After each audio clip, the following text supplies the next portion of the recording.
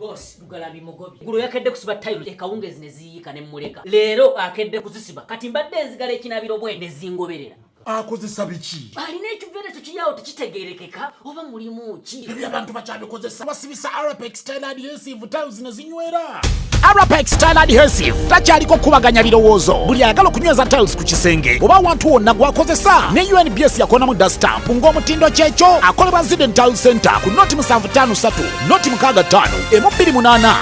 Gonza musindika ya sente eri abagalwa abo mu nnyaffe Uganda ng'okwesa enkola ya tap send enkola eno nnungi ate nga yeesigika kati genda mu simu yo odownloadinge app ya tap send TAP olwono nawe weeyunge ku mpeereza ennungi mu kusindikira abagalwa abo kozesa promo code Kasuku nga toyawuddeemu abali mu UK ojja kufuna pound 10 Europe ojja kufuna euros 10 USA ojja kufuna dollars 10 Canada ojja kufuna dollars 10 ate nga kino kisinzira mu nsi mw'obaoli kati gwabadde atawanyizibwa mu kusindika ensimbi eri abagalwa abo okumanya ebisingako okufuna app ya tap send ebifudde byangu nga tukusindikira abagalwa baffe ensimbi mu bwangu ddala.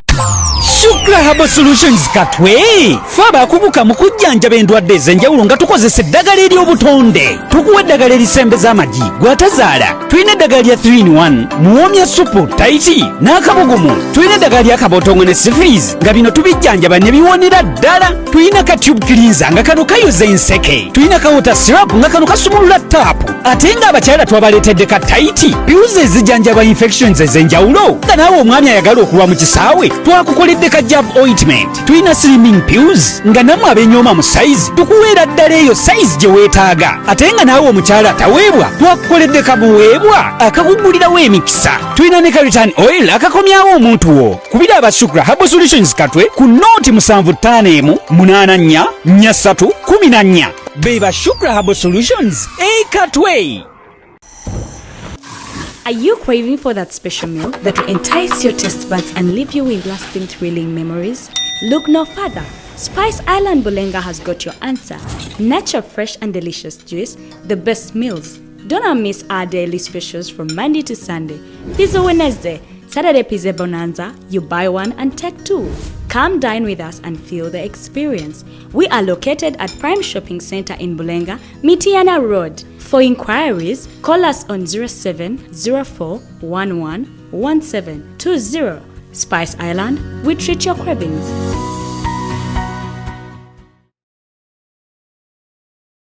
Kitwala ku Ebisiyaga nti wobo kyagamba bali kuba upper prison Ebisiyaga kintu kya bulijjo niye abasingo okubiteeka museno n'okubirya bibaluddeyo tuli amaze emyaka 10 ali ku busibe myaka 9 myaka 15 omukazi ne bwajja mulabira mukalabirwamu okirabira munadda ku kisimu kati hano kolaba akalenze ka myaka 19 nga mutufu tekaina akayingirawo alabira ddala akalinga mukazi nga kamuka ebiri kya bulijjo mu apa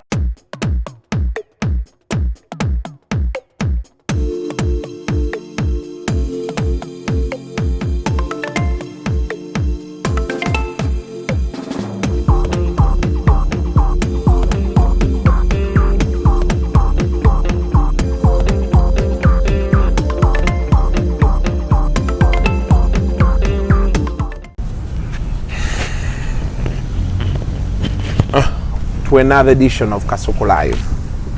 Odako right tuli nakawa ku koti wano. Tuli n'omukulu Male Mabirizi. Asose kumbuuza waki saamukyalira mu koti. I mean mukomera. Naye bwe tugenda okuba nga tutambula olunaku olwaleero kajja atuule tumwocheyo asoseko nga nti ndi musajja wa bujingo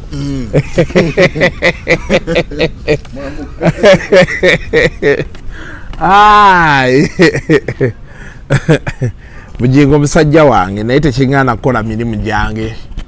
ge mazima so saagala yagiwe nga excuse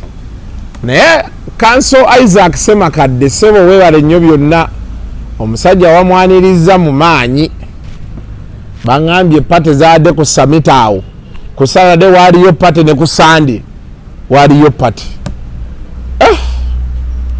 nga sajja kati ekintu bakikolera ddala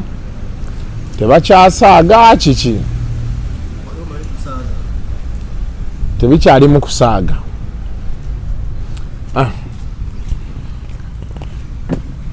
Nkakusimbe wano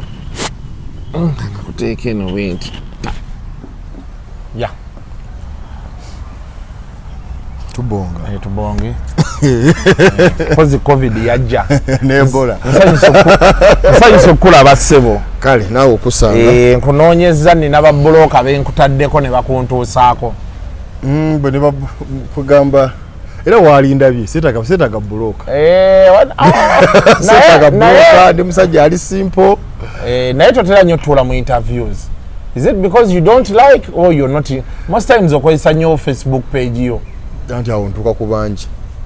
naye nekuno otuuka ku bangi but even TVs you get to so many people and radios more than the ones you have on Facebook. walimba byange tulaawo njogera n'abantu bange bimbadde nabo ebbanga eddene bwendudde nabo olusaba abasponsalinga emirimu olinayo n'abasponsor Uganda basonda ssente ne mu America tolaba abantu bo ne kozi basonda nawo tukoze fundraising kwa 2019 ng'abantu bakwocha tugende Tanzania ne basonda tugenda wa ne basonda bakuleetera akala atinze mbanzi jawo ezikola nani store ekitegeeza abantu abagamba you're not a very popular person balina obuzibu.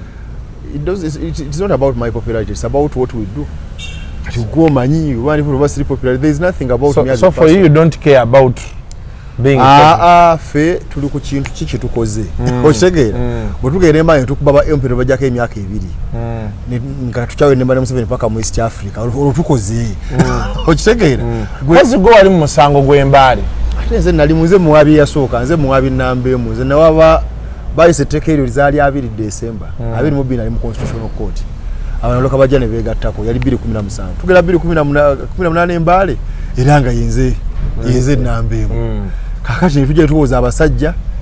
Museveni najiranga akyafuna tukubona ba MP myaka musanvu negikola ki negivaako naye bennyini abaawunda mu kalulu ka 2021 era osanga banjerega mubi nnyo kale nakyasobola naye nga okonda kwa 2023 kwe baje bali bakusindi ne Museveni nga asayininze kaduza kasikali tunawo 7 years senga tugenda londa muguno senga twalonze mu January singa balonze naye kati bonna bakoze emyaka ebiri mu parliament ku Luwange yete yino omu yankyalira Luzira ate yino omu yakola kite yino omu yansondera sente zakola busibe so newe batwe baba tefe tubafaako temubafaako soko obuze ku bantu abatulaba n'abatuwuliriza abatulaba kasuku sayinso bana mmwe ndoze embuzi jagwa makerenda embuzi egenda gwa makerenda kanso Male Mabirizi tulina ebintu bingi bye twagala okuba nti tuwogera naye nfunye omukisa nti leero ku Kasuku live tuli naye bukwako okusookera ddala tuli butoola okusookera ddala kulikayo Luzira si Luzira wokka mu makomera tewali mu kifo kimu nasooka kubeera Kitalya mu kugenda bwe nava Kitalya ne maliriza nga ndi luddawa Luzira ate Luzira si Luzira munene naye mu upper prison mu maximum security prison upper prison be bana abalina emisango ye kati gwe waki bakuteeka eyo kumalako mirembe tukiyita mu Luzungu tukiyita political persecution oli afuna method gyakozesa akunyigenyega akunyogotola labenga ogonda wakiri ogambe nti owaye ngonze mundeke n'ogaana tewali nsonga lwaki ngunda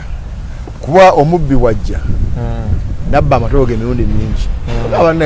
luliko omubbi nemukolaki nemukwata kati tubawo nomukolaki n'omukwata nogamba abaye uno omukoze eki mukutte akati omubbi ngaze n'ekibinya kinene nga babba amatoke balinga 10 ate bo ne bakubira enduulu mu lusuku lwo tyawala uno abba amatoke gaffe mu lusuku olulwo akati ate ne bagaa nti bwetole tukusonyiwe muzeeyi kunanyini lusuku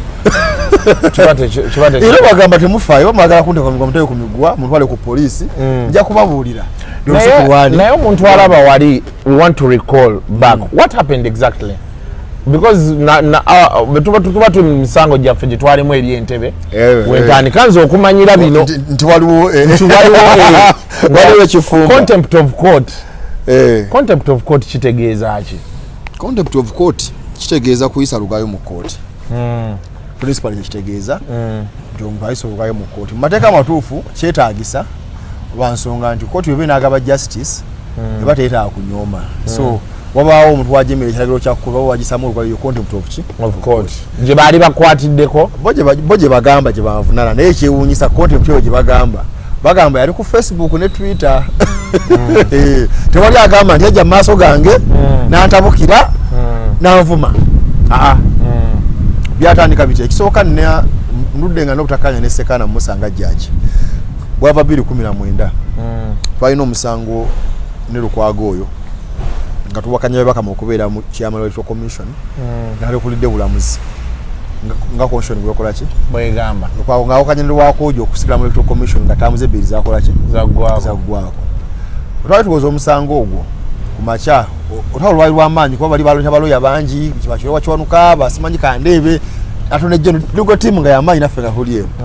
kati mukoza ntwala twite byabakama ajje tumukunye ndi Wakojo Sekaana n'agamba nti we are submitting rubbish. Submit your rubbish. I don't want your rubbish. N'atujerega.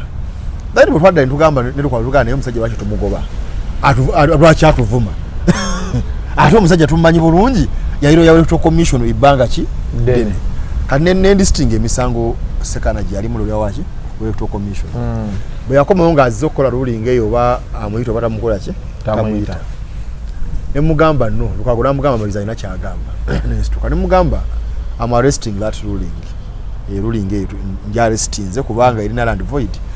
gweke nyini oliro ya wachi wa Electoral Commission toza ate kubanga otudde mu musango twagala kugoba chairman na secretary wachi Electoral Commission haya nyiga naga tuiza jarestinga I may even arrest you you may end up in Luzira n'entula nagisoma iranga isalanga bwe twasubira kugamba tajja kubakola ki kubayita n'agamba nestukayo wali yangamba tojja byogeranga mmaze bwamala ne mugalo zolakye nagambye oli best toyinza kusalira abantu basajja bano muki musango omusango guveemu awo ate n'ayomba buto ongamba you may end up in Luzira I can even do extremes ate nkwata bulungi may appear before me next day tomorrow ne mugaza you never appear before you kubanze mbadde manyi ndi maaso ga judge naye kati ndi maaso ga loya wayo kamana Lwakojo yake nyina agamba nti yali Electoral Commission kuba 2 gumu mpaka 2018 yafuukira ki judge kakati ze mugasirida maaso go so wakati yawe rasadda maaso ge adeka imisango mingi UPDF ogende Kongo bikinga nga bamujimuwa obanga ajewa ninjijjawo nengana ogenda maaso ge kati kyova oli anti bitandikirawo nalina n'obusawo bwe application yanteseyo ku bujingo nga mpaka nyato nejje n'ogutwala mu kusibo divi najiwa nayo nenjijjayo kakati olwo abagala kibagamba tatakwagala kuwerekera akubanja agujja bagira oyajja mpasa nila jakuwezizo msajja solo jijja prosetezo kati oli atakwagala wali wakola ki akubanja kakati amanja atuka ne kusagana tanjagala Sekaana already nawabo omusawo ne Public Capital Markets Authority nga mpaka ja MTN okutunda emigabo angamba MTN company teriyo ya kiyayi ne emigabo yini ya kiyayi omusawo gona gutambula judge bali bamuta Philip Odoki ne tumwekengera twalina ensonga zaffe ez'omuntu lwaki tumukola ki tumwekengera kati tumwekengera najja n'atuvuga n'agoba obujulizi bwaffe n'atufuga ekivandulaawo kati n'abisala n'agamba sina locus mwaka tukita locus sina wensinzira kuwaba ku bintu bya MTN kuba sigula nko migabo gyaki ya MTN akati nempandike baluwa nempandike ku Judicial Service Commission nenjiga mulamuzi ono mugobe mulamuzi ono ali incompetent atali corrupt mugobe over corruption and incompetent muga nti so nkakasa yali denguzi from the Luche Telecom company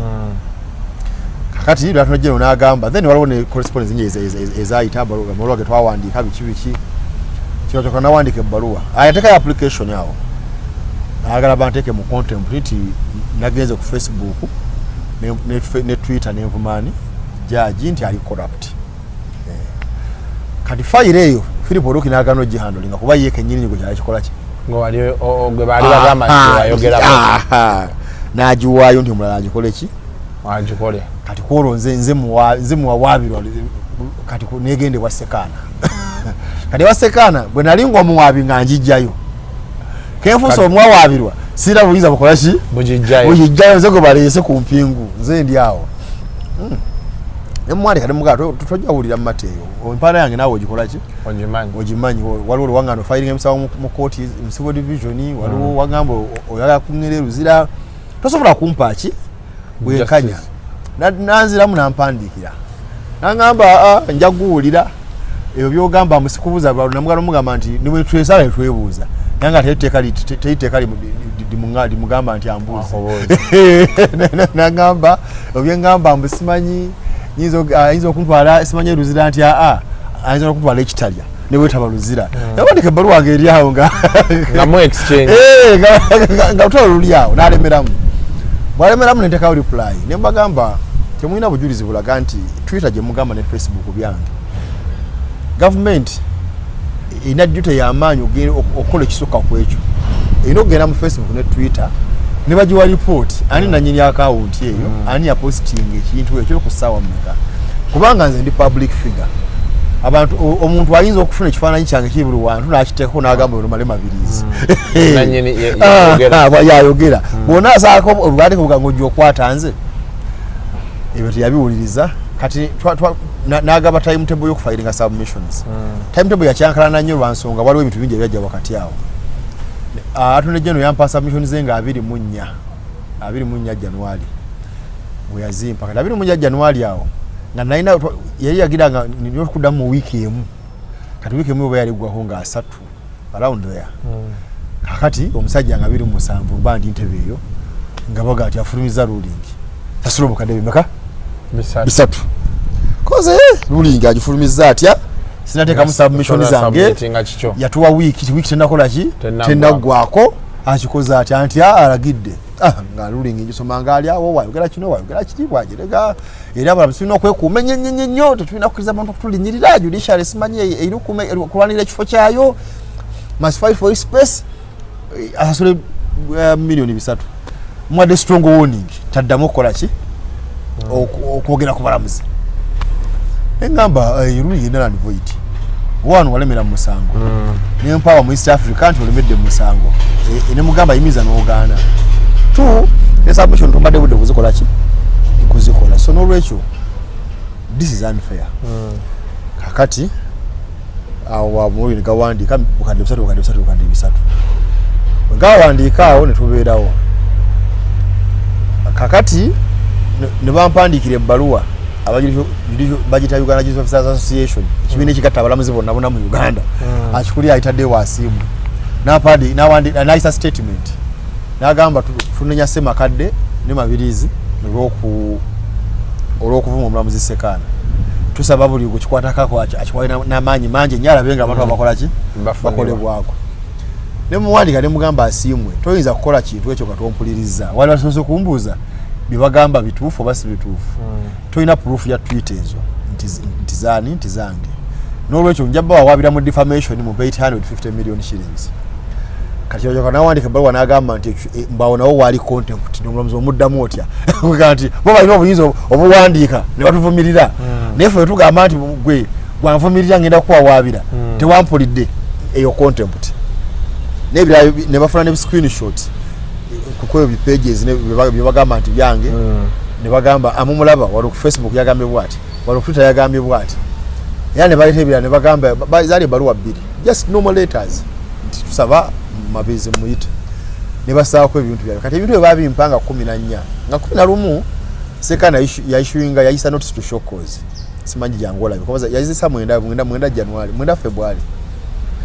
nga 11 ne sindika lawyer naye nga government ina document name yonna naje kolaki jerina naje yatuwadde nabagamba mubawe empapula kuba tebalina kibakola ki kati nga 14 zaali sawa nga 7 ne bayita empapula ezo baluwa mmeka baluwa emu yaliko ekibaluwa kya ono mukazi wa UCR yekagwa akitingi simanyani nekiripooti ky'omupoliisi wa UCC mbu yagezezaako okulingiza mu za account ezo nalaba nga kirabika ndi connected nazo nalaga bu screenshot nga alinga agezaako okukola ki okuhakinga nga bamugamba simanyi this is not your password nekitegera ati zani so babimpa ku ssaawa 7 kati enkeera ku makya nalina East African Court kesi ya ejinimiti waliwo application gye njagala judge omwave mu musango era twakira olukiko lwakikola etuwoza sawa 9 basekana lwagenda okuwulira ki application yeyo lawyer nagana namugamba omusajja abadde mu East African Court nabuuza Attorney General naye namugamba nti ekituufu tubadde naye twabaddeyo okumakya era ngaakiraba baali bansavinze nga 14 ekyanamugamba omusajja akusaba dove musango gwe naye kati ekiwaganyo kisalawo omusajja yajulira ebyasooka miliyoni emmeka ebisatu okimanyi bulungi omusajja tebamusabako na order ensonga zaali nyingi lwaki byakola byali bimenya maki mateeka byonna nagamba byonna biwulidde naye tewali budde Mabirizi bamusibe emyezi 18 just like that yakola actually yagana okugamba nti detailed reasons tujja kuzikola ki njaziwa gamba odiri omusibe n'omusibe emyezi 18 nga taliiwo simanyi oba nazeneka lulinka kapekiyaye bobuno olulingi lubiri kano simanyi keko obukadde ebisatu awo keko obukadde ebisatu ako ne strong warning. The application has succeeded and the court grants the following: a declaratory order that the respondent's statements and post on his Twitter handle at Male Mabirizi HKK and Facebook page Uganda People's Interests were in contempt of court. An order that the respondent pays a fine of 300 million. A strong warning issues to the correspondent to stop attacking judicial officers in the future. The respondent should pay the applicant costs of this application. 27th January 2022. Ati oyesooka yabiri mu musambo oyesooka kakati okutegera obulungi obusibe kwa abamu confusing ekyansibi abamu balooza ne bwe musasula ebisatu ne bakola ki ne bakusiba ne bansiba ate nga sibwe kyali kati yogiraba aina order number 3 a strong warning issues kakati bali bamala bawandiika ebbaluwa eri okupinda kasigirese eyabusibe bamala bawandiika ebbaluwa kiba kyono kawandiika ebbaluwa mu bbaluwa yagamba nti omusajja wamuwa woningi taddamu okulumba abaki abalamuzi naye omusajja agenze mu maaso ku Twitter n'alumba ne ku Facebook ne ku simanyi yawandika n'ebbaluwa n'alumba abalamuzi ekikontana ne kiwamukola ki ne kiwamulagira obutakola n'olwekyo tusaba holding in contempt. So ekinsibya si bukadde bimeka bisatu ekinsibya nti warning okwabulako yampa mbunakumenya nti yampa yandabula yansonga ngamba toddanga mumba ahe nekola ki kane bayite ebbaluwa bbiri ezize Gambia n'agamba tewali budde niwakwadde olunaku lumu twamuwadde lwabadde lumumala era n'agamba kino tukikoze okusobola okendeeza ku bulabe Judicial bweyolekedde obe kyakulabirako yagamba bulabe nti kugamba bavumiddwa nnyo naye wakati awaliwo era ebyali byetaagisa okumanya nti Sekaana teyali Sekaana ku ssaawa eyo Sekaana yali yekka yono yagamba obukadde bimeka ebisatu n'agattibwako ne gundi ne strong warning kati Sekaana yajja akyuka ne bamupikaapika omukka n'azimba yagenda otutuuka okukola obusibe nga azimbulukuse takyali ani kugambe wakati awo bano abalamuzi bampandikidde ebbaluwa abalamuzi bamaze bagenze mu judges conference yali ku Mestil Hotel bayisiza resolution batule ennaku nga 4 ne bayisa ekiteeso nti tetugenda kukkiriza we shall not accept any we shall not tolerate cyberbullying especially from Semakadani Male Mabirizi kati bonna batuwe ne bayisa ki ekiteeso olosekaana bampikamu omukka association yabasa ne bampikamu omukka kati n'afana ne bajjaji nabo bampikamu omuki omukka takyali yekka olumba judges chairman wabo yowunyidolo abagamba tekisoboka nga atujooga atya kakati olunaku olwasemba olwokutaano bajje Kampala ku opening of new lawyer omugenyi omukulu ye Museveni kiriwa kyabaluka mu opera twafunye ekizibu abalamuzi bavume nkyane ku social media gundi amulopera ddolo nti tuli wano naye obuzibu nabe yagudde mu Judicial baloya basusse tukola ki otuvuma Museveni namugamba nange banvuma naye okuvuma omumpisa mbi era basaana kuba kama teka bakola ki. Meanwhile Anita Amongo yali ku floor ya parliament nga gulawo plenary n'agamba nti yebaza judiciary nti yerwanyeko it is fighting for its space ndera nalabye esala ya Judge Sekana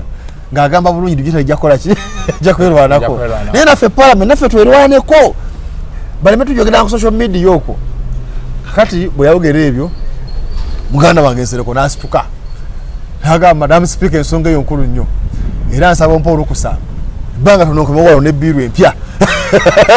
yongera okola ki eno gye yakola evaawo era hasad eri clear kakali Sekanda gwe mukugamba agenda otuuka 15 ogwokubiri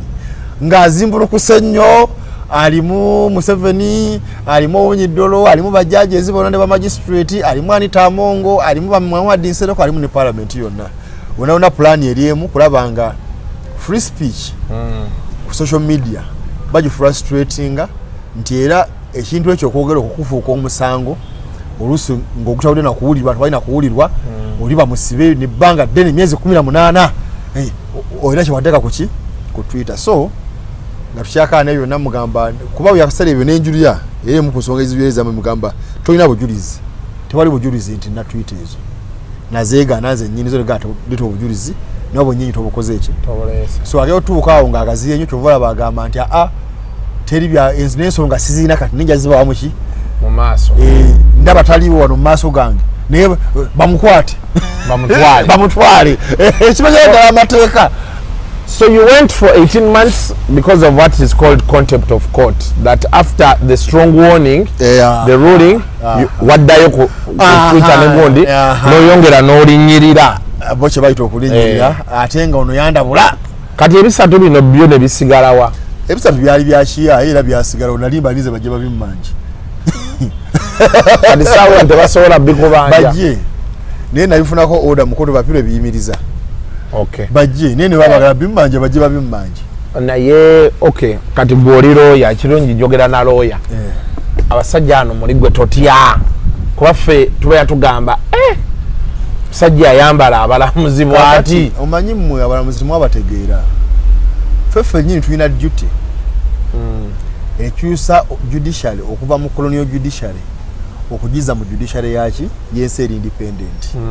Kati ekizibu kyo kikyali wano kye kimu ne makomera gye nabadde era nga mbaga mulemeddemu ekyaba amangereza omubavulizo ne babayita bamangereza ekibayisa bamangereza tumuzungu yajjanga nga ali omu n'adumya n'atulukunya buli muddugavu yenna so na wano mu judiciary wano colonial judiciary wano tukako high court ye Kampala olaba ngeri gye bagizimba mu kooti omulamuzi atuula eri ono omuvunaanwa abeera side eri waliwo ne space nnene kuba omuzungu amutya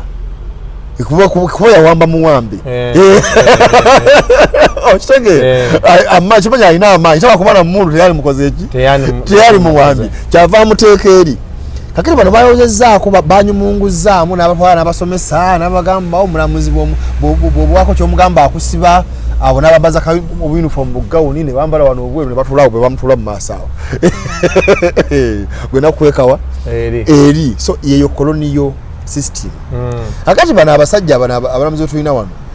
balemeddwa okuva mu colonial system badde mu system eri independent country amateeka gaffe gali clear nti article 1 egamba the sovereignty belongs to the people obuyinza mu Uganda biri muki buli ku bantu bojja ku judicial article 126 ebagamba judicial power is derived from the people and shall be exercised in accordance with the law with the norms values and aspirations of the people so obulamuzi bwa Uganda obutuufu mu mateeka bwina kubanga bwesigame kuki ku bantu obula tubalona tujja na bagoba akati abalamuzi tulina bafuula accountable omulamuzi alime kubeerawo nagalale kyasanga kyakola kitya ng'ate byosalawo bikosa obulamu bwabaki bw'abantu olina okuba accountable bw'oba otuula nga owandiika ensala yo notubuuli olina okuba able okwedefending kati bw'obanga oyakunsiba myezi 18 lwaki tompulira bw'oba yakwandika muntu kalabba kati tetujja kuleka ogende ng'oyinaayina oli enguzi ewagundi ogabe ettaka lye olikoleki oligabe bakuwa enguzi okwata omusajja obakaania ettaka nti omusingisa omusawo gwa defilement nti yakwata akaana ka myaka 6 kumbe bano bagatwala ki ttaka lye oddira so tetujja kudda ku eyo level so abalamuzi ne tunabatya twagambanga mu kyalo era nga tugamba bona tenzikiza onagenda mu nyumba kuba enzikiza yabanga nyingi mu kyalo naye nga hawa ogwamu ekidumu ekiro ositama mu nsonda obeera olina fuluma katulina fuluma tujaline akanso Male Mabirizi mu miitinga nno guno gwakubiri soko mu miitinga twali ntebe eyo sango jijukira bulungi but he seems a free man. He's willing to talk. He's not as tough as very many people see him, though etteeka ddyo alabika okuba aliyina wano era wabadde wakavaayo ne bagamba nti lwaki totuyambyeko ku ono ne tugamba now so you go to prison 18 months. Have you been there 18 months? I've been there for 1 year. 1 year. Prison Act ne prison system internationally balina system eya remission. System ya remission baji introducing akusobola ofuga ekkomera kuba mukomera tebayo mundu tebayingizayo mundu mukomera abasajja mubeera yeyo mundu zibeera bweru waki wakomera so discipline neneyise ekola ki ematalinga ya so kuba yamba okuchenforcing ekyo buli ayingira bamucreatinga 1/3 of the sentence kati 1/3 y'emyezi okuyonaji giba myezi 6 kati olunaku lwoyingira nga bakuwa olunaku lwonakola ki lwonavaayo nabo bakantu kayina wano kakola byo kitegeere kakano akati olunaku lwe nayingirira ekitalya kati bampandiika ne bampa prison number ne bampa ne EPD expected date of release ne bangamba kati oze osuubirwa kuva wano nga 26 ogwokubiri 2023 so one bakuteekemu essuubi tojja kuvaawo ate nawe planning ahead baba okay kati ziri 6 months kati then one babala day and night ekya day and night tekiriyo kiri bwe kiti formula eri 1/3 1/3 of your sentence is the discount. Is a discount subject to good conduct. Kakati bwokuba mupolisi omusirikale ekikonde mundu omu ne bakuleeta ne bakucharging okuba omusirikale ekikonde nga kooti yaabwe etuula ey'omu yegamba nga wakubye omusirikale ekikonde omwezi twakubanga discount tuguzizaako nga bagukwongera nga gifuuke 10 n'emeka 13 wow bwogenda n'okola ekirala nga bagenda paka 18 wegiddayo gyonna kati awo ne bwoba weyisiza bubi otya baba balina okuteera ensi 18 gisavinze welcome back ekirala nti nafuluma 25 wansonga 26 yali Sunday so era mu Prison Act olunaku olusema bweba Sunday oba public holiday ofuluma ku lunaku lukola ki from a day before ku Sunday ba releasing ku Saturday ba releasing they also allow visitors no. Visitors kisizira ku prison apa ikiza Monday lwakusatu lwakutaano musajja wange sebufu wamulabako eyo gyali ali yawagira nnyo Museveni musajja wa Museveni zikwasanyolwa nsonga twawukanya eby'obufuzi musajja wa Museveni lwakuba yangamba abasajja ba Museveni bamuvaamu kabakitegeera abantu ba Museveni kabakitegeere twabagamba mugenda ku Twitter handle yange kuliko ekigamba nti I'm afraid of the consequences of rule of law which inflict equal pain on the supporters of oppressors as well as the oppressed so system ekulya mubanga muzira bwe gukwa ku kyalo omusamize simanyi seeka simanyi nze pasita nze levulani mwena go bakuba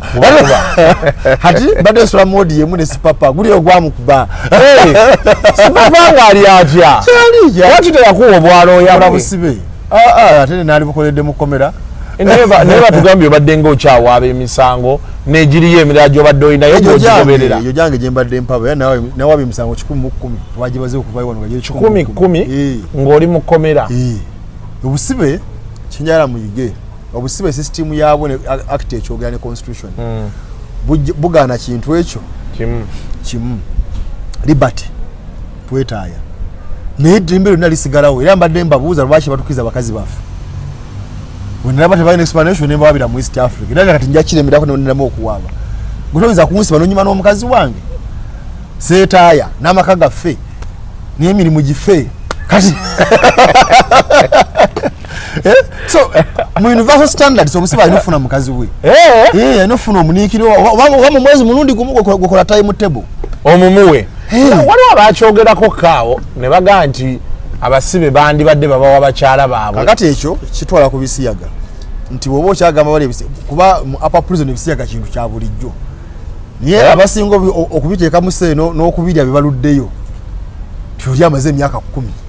ali ku busibe myaka 9 myaka 15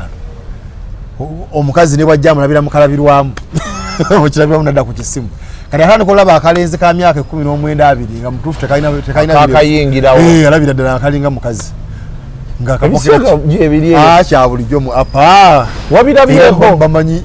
babakwatawo okuyitawo wikisi nga tebakutera babutalo niye ne bata bakutemu manya nti oyo yakwanye gundi oyo bamusanga gundi egindi oyo because abasajja bamye bakazi baabwe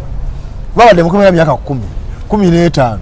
ekivaamu nga handika kunoonya ngeri atandika kuwembejja kaana ke balese ku rimandi atandika kagulya byakulya agenda bakuwe chapati simanyi bakuwe kino gundi yamulabirira yaringa bakwana twali tumanyi nti ebyo ebintu byaggwayo eyo mu makomera nsonga ki ebigwesaayo nga omuntu omuwa mukazi we because emiza gyonna giva ku mbeera ebyokola ki ebeera eriwo omusajja yagenda nga ali upright asooka kuggwamu ssuubi asooka namalooza banamutwera ku polisi netamuta osanga banamutwera ku magistrate court netamuta osanga high court enamuta netamuta kwapiwe namuta tekolaki nebamuka tukwadde emyaka ago luligo eyasembayo gwe nalabe yakkiriza yali akola life imprisonment nga yana emyaka 3 kurepu ne robbery yajebiri kati yagwamu essuubi erikola kiyakola apiri mu 2011 nakati bamuyitanga kati obogo omuganda aliddamu kulaba ku mukazi kati omwana asubira kuddamu kulaba ku mukazi kati ono omwana azze bambi ali ku rimandi ya robbery e Kampala yabba simanyi masimu mu jam simanyi yakola ki bamulaba ati alina biri bwalabanga mukazi bamulaba ati leka entumbo yine enyiridde nga kamuwa bintu kati ono yakkiriza kimese yagamba ye bamwalita yabuttu lita yabuttu nebakwatira mu classroom yali sigwe gusoose so bw'oba oyagala okulwanyisa Ebisiyaga mu ngeri serious olina oteeka environment ekola ki ebirwanyisa kati mu communities nga amakomera bw'oba ogamba nti kati omukwano gwo sewufa emyaka gyamazeeyo teyeba kankona mukazi we alina kuba mugumiikiriza nnyo ye oluusi na public figure ati okuswala naye waba muntu wa bulijjo ng'ali eyo ekivaamu ng'atandika kulaba kaana ng'alinga alabanga omukazi. Yes. But how was prison for you? What's your prison experience? Prison experience. Boyingirayo olunaku olusooka. Was it your first time going to prison? Yes. Kati boyingirayo olusooka. Emirundi egisooka eyo mu business naye nga ja police. Nga ja police. Boyingirayo olusooka tewasooka kaaba mwawo. Tewali kinkaabya obusibe nali mbumanyi nga bujja. Kuba saali you saw it looming over you. Inabula banga bujja ne choose nga kusibwa. Nabula banga bujja with many other options. Nabula banga bujja kutebo kuliko obusibe kuliko ekizairo kuliko gendo okugana abasajja kuliko okubulya mu Uganda nkole blackout ne choose nga njagenda mukomera. So I didn't go there yanga surprise. Kuba yansi basiriwo. Sigama tunagenda nsubira nti byakiya inaga bakusibe na baraka kuvimu ne nkola ki. Wandi badde obula. Bino nabigana lwaki mbula. Kino amwe leader. Abasajja tubagobye. Nyamba denga bagamba nti eno temporary convict abasajja tubalwanye banga deni tubagoba buli ango zonna kakati bafuna ne batu bafuna kebeye kwasa babenga bakuzaayo ko kati ono gumina inconvenience yo kakati ahabwe embula ne banzitire ebo benyini anti na black nga otundi offline bikibi omusajja baya alaga wanti bakusange eyo bamu bakasimu ne bamutire eyo bane yetta bizu byamusukako ne bakolanga naserubogo. So when you enter prison, what bojingira bot bakuwadde uniform yo nagenda ni positive of course nze am a person who fits in every place. Banonyeze banga simanyi bikibi ne bagamba ndozana nakola video nga bagamba it's my right to hide because right yango ne liberty is inherent. Caution kigamba na article 20 human rights are inherent. Government say it with dembe edembe yango yokweta ya nalijja wa Katonda akati gwagala okulirinyirira ng'oshikola mumenyi bwa amateeka Onoteeka mu kumanyi n'onfuna. Otherwise sinza kubeera kweteka bweteesa jangu olinyiye eddembe lyange azifu gyatwala agenda kumpa birungi. So nekweka ne bamaliriza ne batrackinga internet source yange ne bansanga ekyambuko. But even then baite bantegedde bamangabwa sebo je bali tuweke kwa idea kwanza idea imwagala yachi fina gwe tunoonya konze munoonyani Male Mabirizi konze yenze takati tuli ba police konza tukoza motoka ki tujja ku Jinja Road kati bo bali bamanyi procedure yawe eya bulijjo nti okukwata omuntu ina mutwala kuki ku court yani banteeka ndoza wakako intention order ndikasoka asule wano tulineja mpaka banamutwala muki mu court ne bagamba osiwa court agenda straight ogedera bakugambye sebo straight yesawa kakati tekugamba mugambi ne bayihadda mu kabine yasooka yali njeru dereva waliwo ne commando bayakuli operation mu KMP manyi ali awo superintendent emabega eri abemundu babiri wano mwentu days ndi wakati n'abemundu ennene nabo nga bali waggulu wakati emabega ku pick up ndowooza bukyaka amaza n'atuma ne patwenda lezo yemu nekulemera alidde emabega tugenda ekitale twatukawo kiro so batwazaawo nenyingira mu wodi ekaya tuva tukola orientation tugenda mu meeting yawo tufuna uniform biki life netandika nze nali cool nga mmanyi bino bya kibbi bijja kugwa bonaba ne koto bapiro tegeera naye nali nkimanyi benwana beteesa dda batuze ekisooka ekibiina kyabwe kyawandiika nabo ne batuuza olukiiko ne bafuna ne backing ya Anita Amongo mu parliament ne babaka banne bafuna backing ya Museveni so I knew kyali tekigenda kuba kyawe naye kyebali banoonya ate nga nekyebanoonya nkitegedde bazze bakiyisa mu bantu bange bangi tingende mukumira tukiyita kunyereka tingende nyereke okoleki mbeera awo mpanike ate ngamba kyebaagala so nja kukwata ekkubo lyange era wadnozanga olunaku lwaddako application yange newulira yakoto bapiro kunta semakadde nankiikirira olwo semakadde ankiikirira lwansi twagezako okufuna lawyer ankiikirire lawyer n'atyamba abalamuzi betemyemu nnyo bayinza omumalisinga mu cases ze naye tumugaka katujja kwekiikirira omusajja omutali ankoko yini semakadde genda onkiikirire nuzana nava ekitala nga 25 okujja ofuna ruling ya madraba n'agaana okunta nenzirayo omusango gyali mingi ennina era nga nziye Kampala netuwoza emisango nelikumira litandika nikikulagana n'abasibe nomani kiri kyalo mubeerako kasita era kasitoba munekulagana n'abantu era muwangala buli mumbeera wafuna mbuzibu nti wabakuba wodi ayagala kusiyaga nga bogambye ebisiyaga byekomera ndowooza 99% si byakugwira muntu tibamugwire ne bamukola ki mukanya ne bamusiyaga just yoli ate bali bateekawo mbeera yabwe yakukanya bintu byabwe namulimbe n'ebintu nakkiriza ne bamuyingira of course mu mateeka gaffe ndoza section 145 ne 46 eza penal code act kiba kiririgo si nsonga bamukkiriza okitegeera naye nga ebisiyaga byekomera ebisinga 99% si byakola ki kyegambe nti abasinga okwirabira baluddeyo nga balinamu ne kasente akanaalisa bana baki obanga bakola mu ffumbiro ebeera ebyokulya kuba omusibe ekisinga olumisa obusibe byakulya emmere gye bagaba eyo mu prison mumanyi kawunga naye si kawunga tulugiyita bulooka baddira kasooli ne bamukubanga bwali teri kye bajjako ne bagigenda ttamu n'ebikongoliro akati buli wobiryabo ne batagattamu oba na bidagala ki buli wobiryabo tibisooka sala bulago era buli musibe omupya ojja mubuuza nga alyabye bulooka wiiki ebbiri ezisooka obulago bwa muluma kati bwebimana nebikolawa enkovu awo ne katambula akawunga bulooka bwokayita akawunga abantu balowooza mukikana akawunga namba 2 simanyi namba 3 are there any lessons for you to learn from your time in prison and the events that led to you going to prison? You see, this imprisonment was an illegality.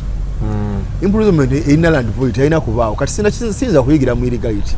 bwe ngamba nakye nayiga mbusimanyi kye nayiga kitegeeza process yatambula bulungi ne batwala mu kooti ne bagunsomera n'engwegaana ne bayita abajulizi neneewozaako ne bagunsingisa ne bansalira process yali irigo nchenyizo okuganyiza kwogera experience kwegamba byenda byempise kwegamba just byenda binde byempise yes gamba nti omuntu afuna lesson baba agumusingiza omusango nti yabbente ni mutufu ntenga baji musanga nga yashimanya agikola ki yajibu ne bamusiba nagamba omulamuzi anguddemu kakati sinshadda ku bubbe nebe ebyekidongo byabwe tebina mu lessons. So are you still willing to go on with the fight that you were in before? Okay, with the whole situation that led to judicial government obalwanisa nebisigadde ebyo na wano wonsanze wano nsanze nakawa ku kooti na wano nze kuwoza mpapula za muhozi Kayine Rugaba muhozi Kayine Rugaba mpapula ze ezaki ezebuyigirize n'engeri gyayingira mu majje eze mpapula nayisaba mu June wa 2022 Ministry of Defense nayebuzabuza nempandikira neŋŋamba empapula zo saba zakyama nnyo zakyama zitya kanemba kuba wano nemba wa civil ne criminal civil ntujubulya luli yajja okwewali bagamba toyinza wabira PS katukiku ekyo ruling omulamuzi neyebuzabuza paka bamukyusiza akati waliwo ompye yazze naye tabaddeewo kakati tujja kudanga 3 mu lumu kati kikyogamba kugaye mukomera tuwabe emsawo 10 waliwo omusango leero enankulabye ku Twitter ng'obadde ku UNEB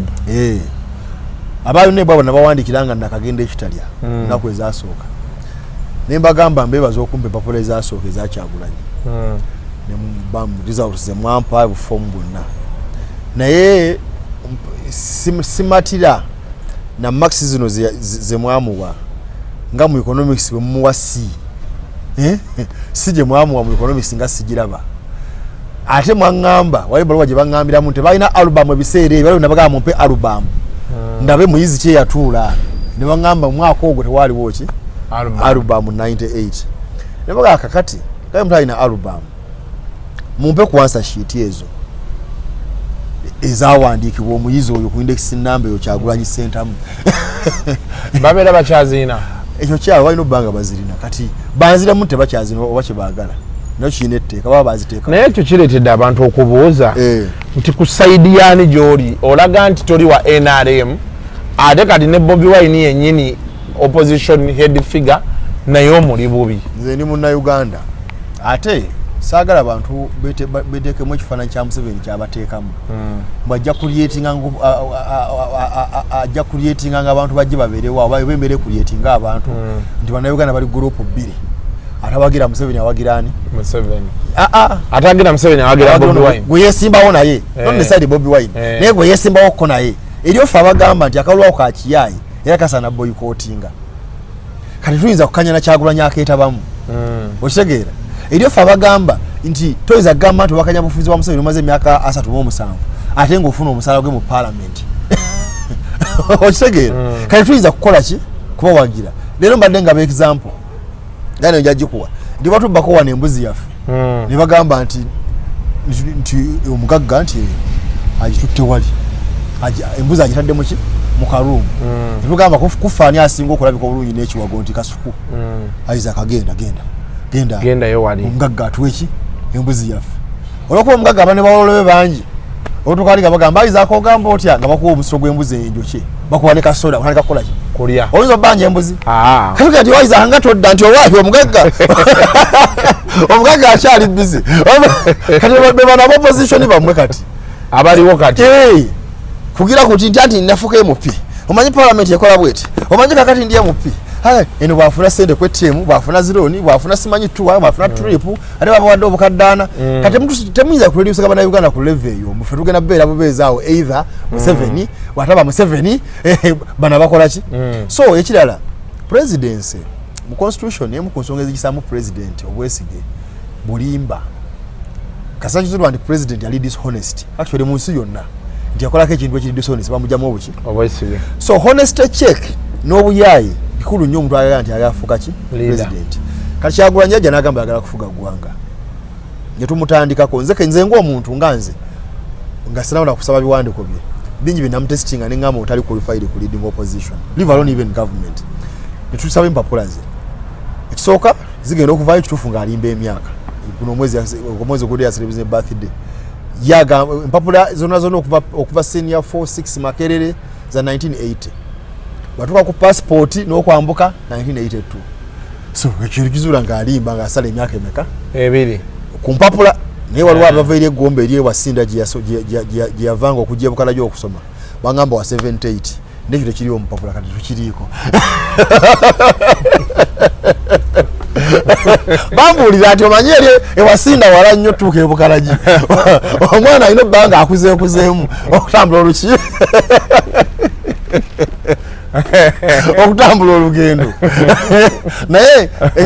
ekyo tekiriiko mpapula kati tudde ku kyempapula so honesty check okucekinga credibility y'omuntu kikulu nnyo kati nebu okuva nagiwandikira omwaka oguwedde nga ndekitalya luza mu March kyeddangamu ate yanziramu n'ebintu ebipya kati waliwo nabasaba ezaamuhooza awo ne banziramu mangu nnyo nti ezo tuziganyo zikuwa era ne mbawaabirawo nabo weebali kati bakola ki so kyekintu twalizezaayo nti abaayi bulijjo munjogera kuba ndi musibe kati navuddeyo abaka bentuma kati nze netuukidde nze naye era omukazi simusanzeyo waligo naye era nja mubeerako paka mufuna. Now lastly, do you ever win any of these cases? Kati otwabale tutandika interview eno nakugambye abasinga okukuba ebibozibozi ku social media mbu siwangula bwata baba NRM baba ba NUP kati bonna abamu abaali aba NUP mu parliament ewedde abakati aba NUP bali ba DP bonna nabagatta lumu ne basuuza emyaka emeka ebiri nze atawangula okitegeera kati okulonda okwali okwa 2023 ne kudda 2021 nga ngenze n'ensula embaala okumala wiki singa 3 nga nsula ntunula ate nga before nga nsula ntunula n'empoza ne bagamba bano tebabbika wakiri katunako kimu ekikola ki kyetubabbamu kati bo bagamba ekikola ki siwangula wano Makerere University bwe yali erimedde empapula za Kyagulanyi n'enjiwaabira bakisho yazimpadda millioni 3 general damages wano parliament yali emenye empapula za Kyagulanyi bagiga millioni 5 lwakuba bwe bansibira recently wano nga sinava mukumira ku lwokuna newangudde Mengira ne bampa millioni 5 lwa ministry ya works kunyima biwandiko bikwata ku balasha bagamba bagala okuleeta balondolenge eki emmotoka zaffe n'ebirala bingi kati naye n'ekirala ng'ogyeko ezo wiini za wano bozi bategeera wiini yaffe ey'omukooti nga twanyisa nakyemalira egoyinga biyoni okutegeera kw'abantu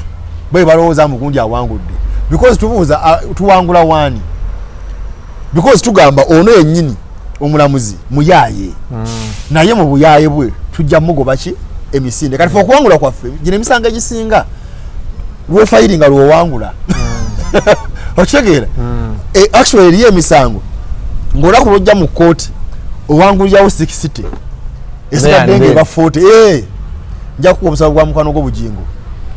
ffe bugingo twamuwaabira twafunyawo 30% just kumuwawaabira ti omukolo gwawedde jjo twamuwawaabidde kati kasajja mu kooti n'omuninkini we ne bamagusomera atwali mu 7 kati bisigadde 30 twagala just kwekiseringa kufuna distinction one oba okitegeera so ebisango egimu kati obunyidolo bwatula mu kesi ya Museveni nga eriro ya wa Museveni n'okufuna amaanyi agagamba nti obunyidolo nkumanyi siviyo yiino waliro ya wani wa Museveni oba omaze owangula kuba tewali abagenda kukireeta kati ye yamanyi byasala ensi ebeeraba jaja asembayo ensi ebeeraba kyakola ki so ebyo ebintu bya winning biri subjective but even then situations era tuwangula ate naye ffe tutwala lugazi nnyo nakyemali atasobola kubeera mu ggwanga nga hanafugiza nafuga emyaka egisoba mu 2 nga hanafugiza parliament na judicial kuba ebikola government ebyo bino obuyizo obumugoba koti bwegamba nti akaluka abadde kafu bakugoba koti bwegamba nti wakiza semateeka mu mumenyi w'amateeka bakola ki bakugoba kati asooka bitta naye mu kubitta kwamu tulina omugamba nti zino kooti sizizo zaffe baki bantu kakati naawe gwe gwakozesa okukola ki okunziba naawe kagoba emisinde naye omanyi omubbi bw'afuna gwatuma oba n'atuma akaana kamubbirenga ku bintu byo akaana bwekakwata kakuba emiggo nakaddamu kukola ki twemakulira kubi kati bano bebasekaana nabaddula abo bebatuma abo it's been a solid ndabe 50 minutes Well, it's been nice talking to you. I just wanted I was so curious to understand channel nombera njagala nnyo okusembereza omuntu oli ekintu n'okimusimplifyingira n'akitegeera kati for example tutegedde ebisatu sibi ebyakusibya contempt of court and bategeera eriki and what were the circumstances surrounding there. Of course nja kunoonyaako ku bantu abamu b'oyogeddeko. It is only fair that I look for some of them. Ben n'abansobodde that is kati ekirala ekisinga obukulu kirina okugamba nti lwaki tulwanyisa nnyo buno obusibe mbukozi lwaki tujja bulwanyisa paka mu South Africa ne wa tetuyinza kukiriza balamuzi kukozesa contempt of court mu design yayo terina buzibu singa ebeera properly used tetujja bakkiza kugikozesa kuziba bantu mimwa naddala mu mbeera eno nga bafuuse bayaaye kati nabagamba wano nti obusibe bwe munsi ba mu Civil Procedure Act kuba eno mata yali civil egamba wikisi mukaaga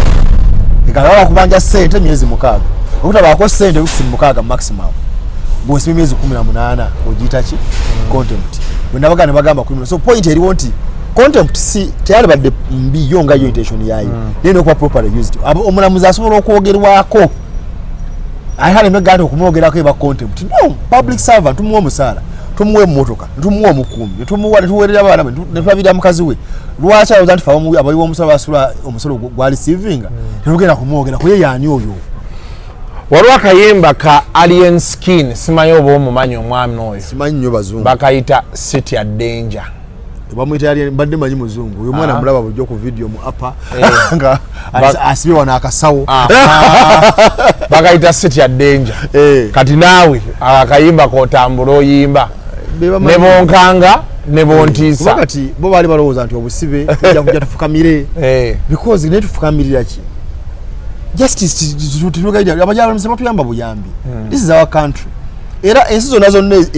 ezi failing azitoka failinga mu court kuba kati bwe mbasi ina assurance nti bwana bettaka lyange nja kujja ndi recovering lwaki sita mutalibye tuje mu justice kukola ki bwowulira bwe mbasi ina assurance nti omuntu yabye ekintu kyange njagenda tumukwati tukole kino lwaki simwekolerako so tetuyinza kuiza kugenda mu level bwetu Council Male Mabirizi nja kuba neeyongera omufuna with the time bana abakkiriza nampaayo obudde mbaawo leka gaba abantu nti nedda ngamba bona obokkiriza tujja kweyongeranga okuba nga tumukyazaako wano abeeko byatunyonyola yathe but you can get him on Facebook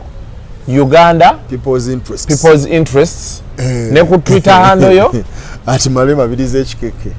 Mabirizi ekikeke zino sekana zakola ki until next time mubere uroji aberako nga mweraba